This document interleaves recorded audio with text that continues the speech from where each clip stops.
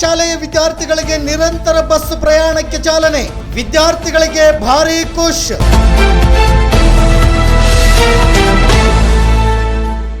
ವೀಕ್ಷಕರೇ, ರಾಯಚೂರು ಜಿಲ್ಲೆಯ ಲಿಂಗಸಗೂರು ತಾಲೂಕಿನ ತವಗರ್ ಓಡಲಬಂಡ ಗ್ರಾಮದ ಹೊರವಲಯದಲ್ಲಿರುವ ಸರ್ಕಾರಿ ಪ್ರೌಢಶಾಲೆಯ 155 ವಿದ್ಯಾರ್ಥಿಗಳಿಗೆ ಶೈಕ್ಷಣಿಕ ವಿದ್ಯಾಭ್ಯಾಸಕ್ಕಾಗಿ ಕರ್ನಾಟಕ ರಾಜ್ಯ ರೈತ ಸಂಘ ಹಾಗೂ ಹಸಿರು ಸೇನೆಯ ವತಿಯಿಂದ ನಿರಂತರ ಬಸ್ ಸಂಚಾರ ಮಾಡಲು ಡಿಪೋ ಮ್ಯಾನೇಜರ್ಗೆ ಮನವಿ ಮಾಡಲಾಗಿತ್ತು.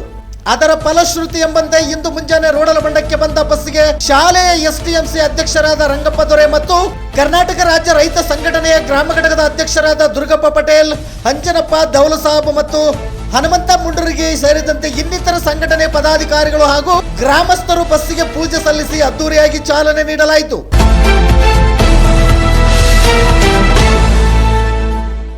ವರದಿಗಾರರು ಶಂಭುಲಿಂಗ, ರೋಡಲಬಂಡ. ಇದು ಗರುಡ ನ್ಯೂಸ್ ಕರ್ನಾಟಕ. ನಾನು ಮಲ್ಲೇಶ್ ಕಮತ್ತೂರು.